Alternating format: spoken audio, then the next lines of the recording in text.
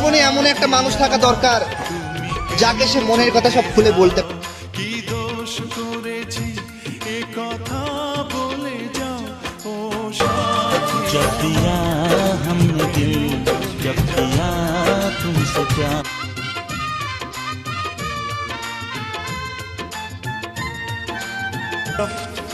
मैं इश्क दा बंदा तू इश्क दा मालिक।